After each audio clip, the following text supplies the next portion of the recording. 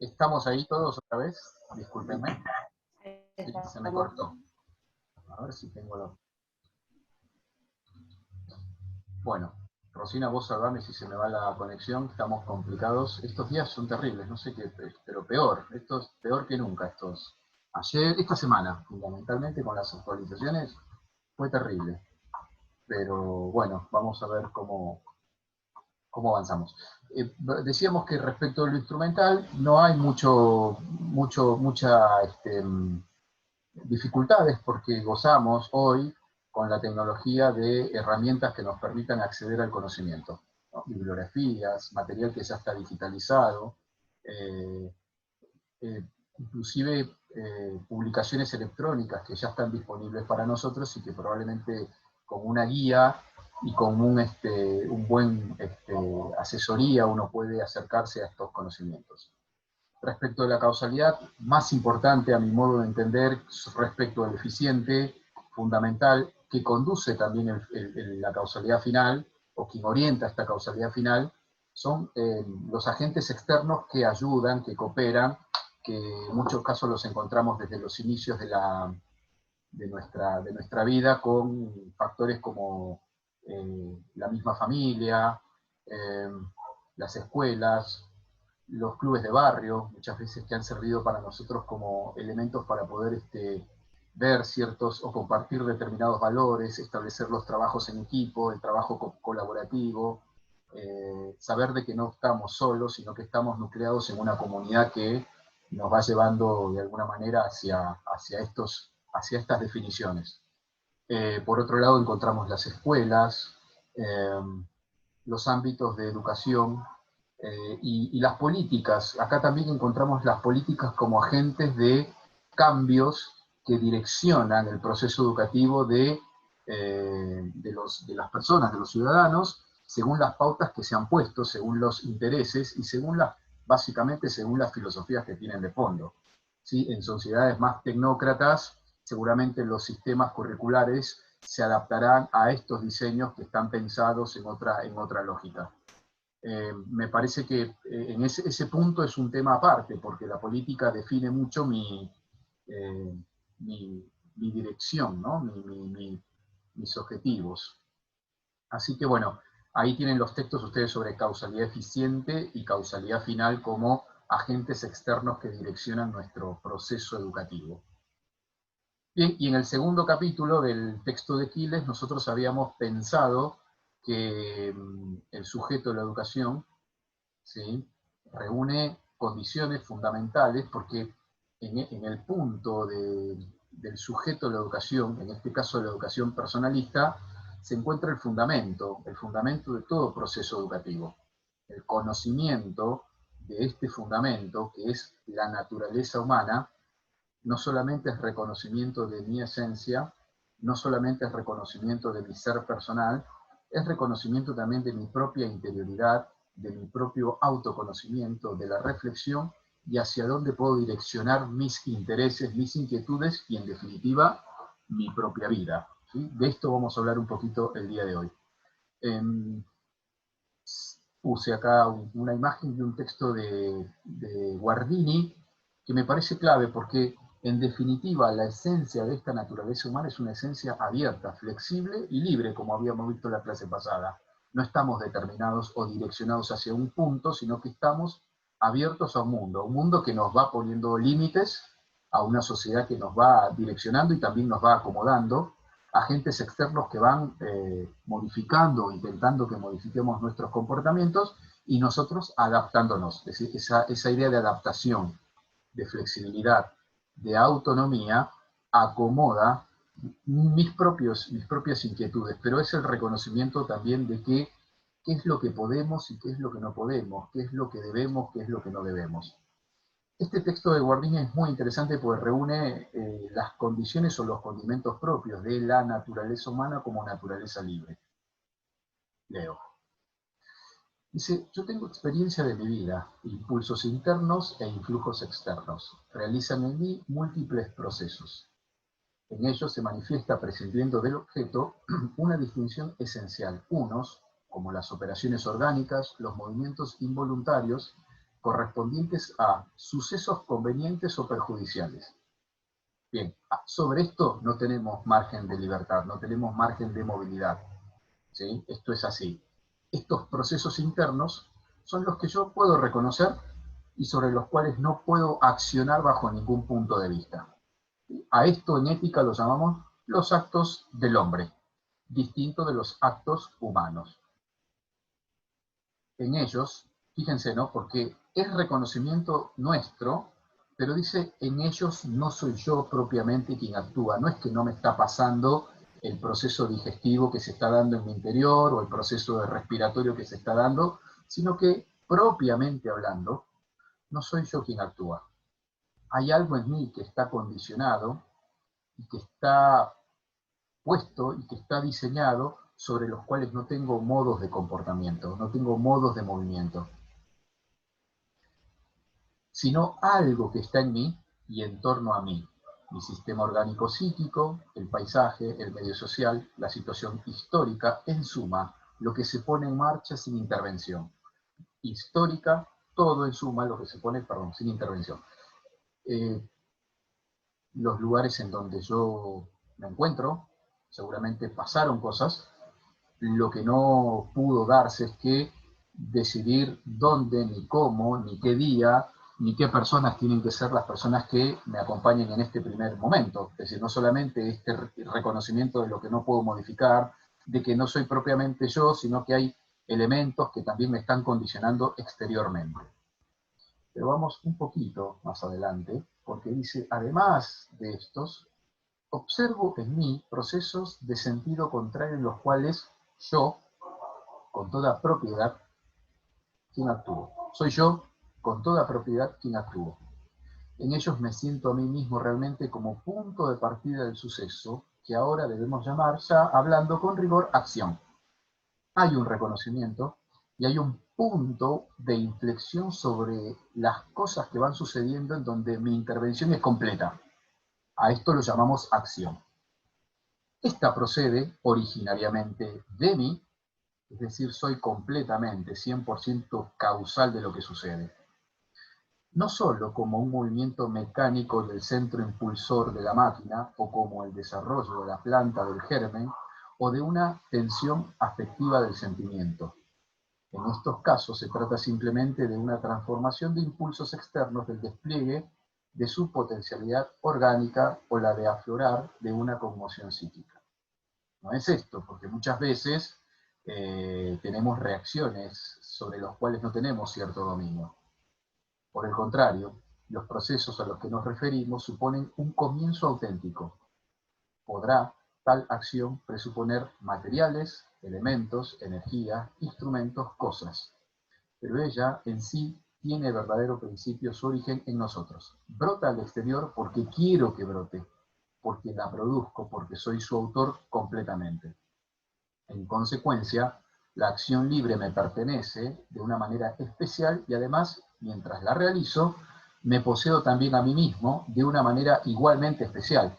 ¿Y por qué de igualmente especial? Porque mientras realizo esas acciones que salen de este fondo último, de esta esencia misma, en donde reconozco que soy el autor, lo que sucede es que me estoy modificando, me estoy posesionando de mí y me estoy modificando a mí mismo. No queda en la neutralidad. ¿Sí? Puede quedar en la neutralidad el mal humor con el que siempre me levanto todos los días y que a veces lo quiero modificar o no lo quiero modificar. Pero no queda en la neutralidad el hecho de que yo pueda superarme frente a una situación de frustración.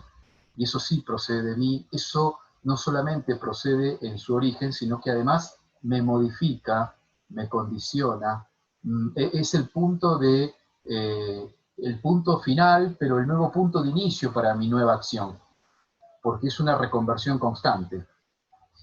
Tal acción no solo aparece a través de mí, sino que procede de mí, y no solo procede, sino que tiene en mí mi propia y realmente principio, de tal manera que yo soy dueño de él. En su ejecución no soy causa, sino autor de un algo que obra, el cual remitiría como tal a otros algos, sino a un yo, una persona que es en sí consciente de sí y poderosa de sí mismo. Fíjense, ¿no? Hay una obra de Guardini, de este mismo autor, que es muy chiquitita, que se llama El Poder. Es decir, hay un poderío, hay una potestad, hay un ejercicio, y por sobre todas las cosas en esta idea de Quiles sobre el insistere es un patrimonio sobre lo cual no puede ser trastocado, porque no es visible, porque está escondido y porque aflora como punto de partida de mi acción. Como manifestación, uno lo puede ver en la acción. Pero ese reconocimiento es el punto de partida. Me parece que estamos dando en la tecla justa de dónde surge el proceso educativo, en este proceso de autorreflexión y de salida al mundo. En la obra, no sé si acá, Lucina, te acordás algo o alguno que pudo apreciar la miniserie que nosotros pusimos en el aula, digamos, hay factores familiares, tradiciones, religiosidad, comportamientos, normas y reglas, estructuras pautadas, movimientos de una persona que se trasladó de una ciudad a la otra y pudo ver un espectro más amplio, pero yo creo que en ese proceso de encontrarse con otras personas de espectro de realidad, hay un reconocimiento, intuir en el fondo, y en el fondo, y en el fondo, de que el fundamento último estaba en ese principio al cual estamos haciendo referencia, que la única posibilidad que tenemos de salir al mundo parte de uno mismo, ¿no? Y en este caso, esta chica que percibe su historia, también percibe que es el punto o el puntapié inicial de una reconversión. Y esto tiene que ver con cierto proceso en donde el hombre se siente como poderoso, ¿no? Como patrimonio de sí mismo, y sobre lo cual es muy difícil que uno pueda entrar. No digo que no se entre, porque el hecho de la manipulación tiene que ver con esto, tiene que ver justamente con violar este espectro mismo, pero el patrimonio último y el vestigio último sobre el cual el hombre puede ejercer el proceso educativo sobre sí mismo, parte de este reconocimiento, que en definitiva es lo que dice Quiles, es estar en sí mismo, ¿no? Quiles habla de una realidad insistere como concentrada dentro de sí, y a partir del reconocimiento del insistere, es decir, estar dentro de uno mismo, uno está más consistente, más integral y más empoderado de alguna manera. Y dejo librado ahí porque te iba a hacer una pregunta, Rosina, pero tiene que ver con esto. Sí, vayan pensando esto de los agentes externos y en relación a la miniserie, pero tiene que ver mucho esto de en qué momento y qué agentes nos encontramos en la educación y en la trayectoria de cada uno que van como moldeando la trayectoria personal y cómo alguien muy específico en la serie que podría no haber sido relevante, le abre un mundo de posibilidades y logra que eso que estaba en el interior, porque había un intento, un deseo de cambio, como de encontrar otro futuro para ella que no sea el predeterminado, logra despertar esa gente. Entonces, pensar el agente educativo desde todos los puntos, no solo la educación tradicional, convencional, sino también pensarlo desde la sociedad en general. Por eso el texto de Graciela habla tanto de, bueno, cuáles son todos esos espacios que uno transita que van moldeando o no nuestra trayectoria. En el trabajo final van a tener que relacionar un poco, al final no, en el que se viene, van a tener que ir relacionando un poco todo esto y bueno, y jugársela con un punto de vista también. Bien, muy bien. Y además me parece que no es un agente externo que viola la intimidad de alguien, ¿no? Como si ese agente externo fuera yuxtapuesto, no sé si recuerdan esta dualidad platónica, ¿no? El cuerpo quiere una cosa, el alma otra cosa, y como que esto está dual. Sino me parece que todo lo que se va despertando porque germinalmente estaba en la persona. Es decir, el descubrimiento implica redescubrir también esto que está en potencia, esto que está de manera germinal, pero que logra salir gracias al agente externo, gracias al encuentro, gracias a la experiencia, gracias a los agentes con los cuales tuvo contacto, porque toda realidad puede de alguna manera redescubrirme en este punto, ¿no? En este punto del que habla Quiles. No sé si alguno tiene alguna apreciación, una consulta con esto o alguna duda.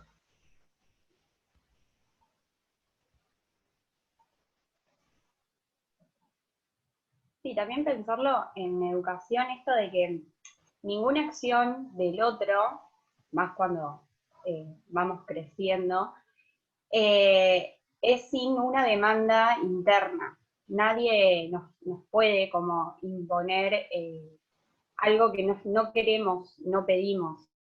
Entonces, esto que está en potencia, esto que está en germen, también responde y da como, es la acción que demanda una reacción de la gente. Entonces, no hay nada que uno no va como solicitando en su trayectoria. Muy bien, ¿sí? De hecho, poder lo pueden hacer, pero lo que no debería ocurrir es que esto que está externo no responda a esta inquietud interna, ¿no? Por eso tiene que ver mucho con que el agente externo también conoce una inquietud y ayuda a descubrir esta inquietud, ¿sí? No es que es un agente externo que simplemente te baja una línea, dice, el camino es por acá, y la otra persona cumple de manera ciega aquello que está en el agente externo, sino que al contrario, me parece que es una dinámica de reciprocidad en donde el agente conoce, el agente externo confía, el agente se produce el proceso mayéutico-socrático, si quieren llamarlo, para que germine y llegue a su culminación todo lo que está por salir, ¿no? Todo lo que está por fluir o todo lo que está por concretarse en una naturaleza, que se puede dar desde un chico, un adolescente, una persona adulta, porque esto es un proceso dinámico que no termina nunca. Bien, y con respecto al texto de Quiles, en esta página donde él habla acerca de la esencia del hombre y la interioridad, justamente en este lugar creo que está el fundamento inclusive del derecho fundamental de la persona, ¿no? El derecho fundamental en donde se fundamenta todo ulterior proceso, toda nueva perfección, todo nuevo cambio cualitativo, y es el fundamento también para lograr esto que llama consistencia, integridad, estar dentro de sí. Fíjese el segundo párrafo. En esta íntima realidad clave de todo nuestro complejo ser y actuar, se ha tratado de precisar por medio de las definiciones que procuran encerrar en una breve fórmula los rasgos o el rasgo más propio del hombre, del cual se originan y surgen todos los demás que lo distinguen de otras especies. Yo creo que en este punto está haciendo referencia a la libertad, a la conciencia de sí, al patrimonio último, podríamos llamarlo esencia última de la naturaleza humana, en donde descubrirlo, encontrarlo, es la clave para poder desarrollar toda interior perfección en mí, ¿no? Primero marca un límite, porque lo define, pero también marca una proyección, ¿no? Porque el límite también, no solamente como algo que acota, sino más bien el límite como algo que te permite descubrir esto y también proyectarlo hacia el futuro, ¿no? Proyecta, porque el conocimiento, el verdadero conocimiento proyecta. Bien, ahí tengo un par de textos acerca de Quiles. Bueno, Quiles habla en el segundo capítulo de insistere, consister, estar dentro de sí, pero apunta un poco a esta cuestión, a esta realidad fundamental sobre la que se funda todo derecho humano, ¿no? Ese capítulo se lo vamos a dejar a ustedes, ¿sí?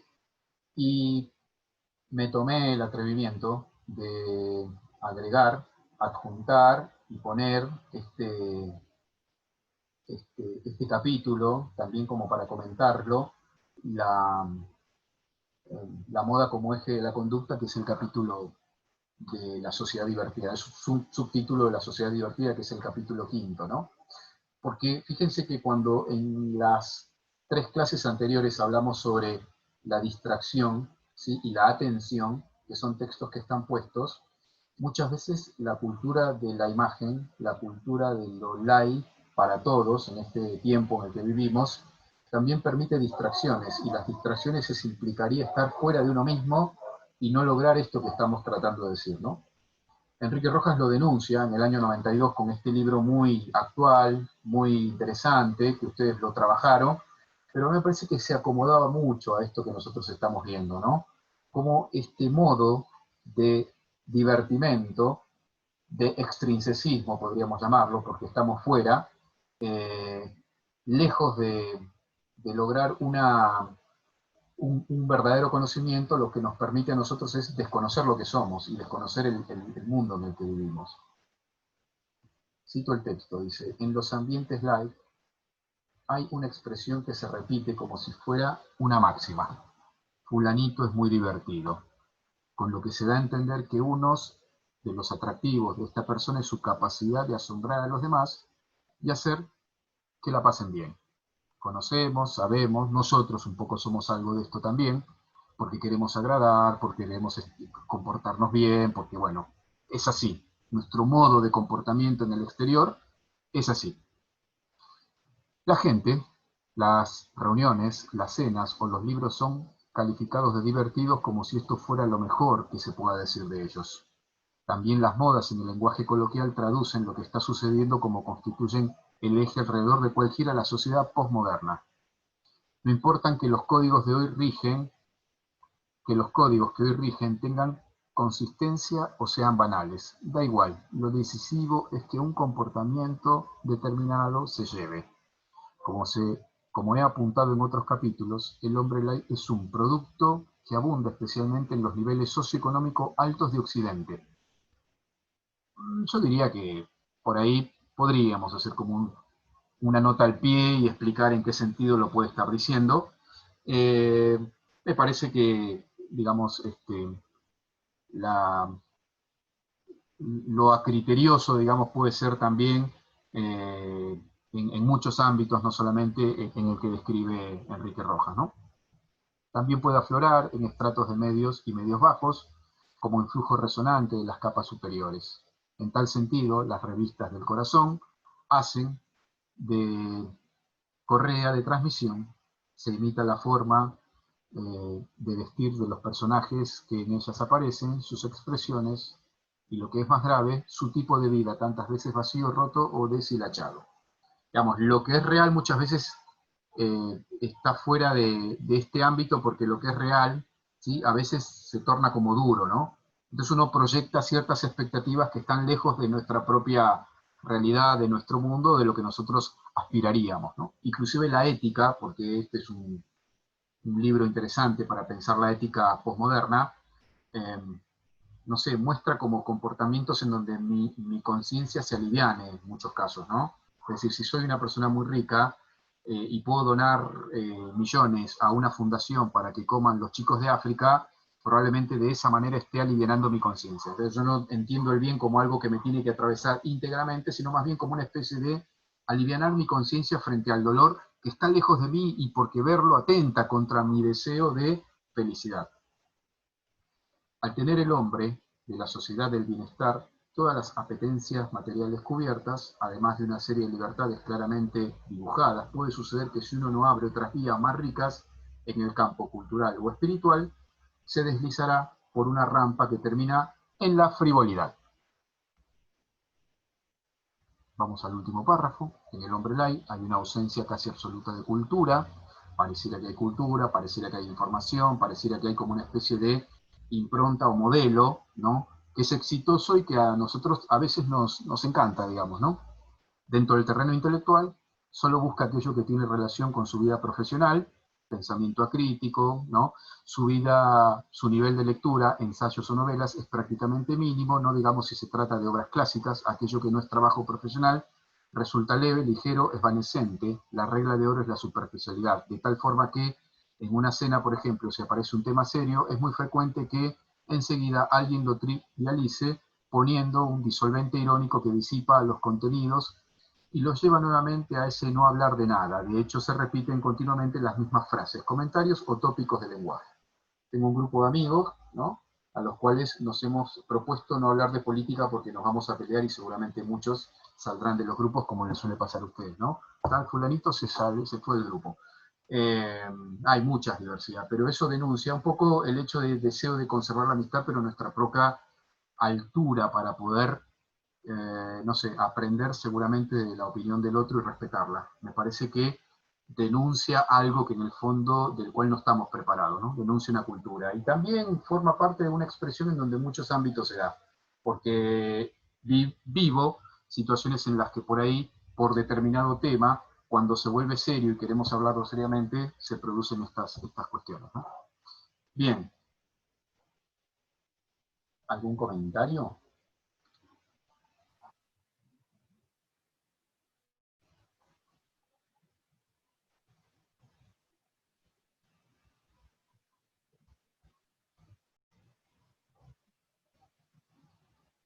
Hoy que queda tiempo para hablar, Sí. nadie... Aprovechemos. ¿Alguna palabra, algún comentario, algún resumen? ¿Alguna pregunta, alguna duda? Bien, seguimos entonces. Rosina, tenemos más concretamente algunos elementos para pensar en un posible parcial con nota. Sí, tenemos un trabajo integrador Bien. para lo que vimos ahora. La idea del trabajo, más que nada, es que puedan releer o leer por primera vez si todavía no estuvieron leyendo la materia y poder pensar y articular con la miniserie. En sí hay 3 como disparadores, dos frases, 2 extractos y fragmentos de lo que fuimos viendo, pero las consignas son muy abiertas para que disparen como sus puntos de vista, sus reflexiones, y con lo que fueron cada uno quedándose de la materia, como rescatando lo más importante.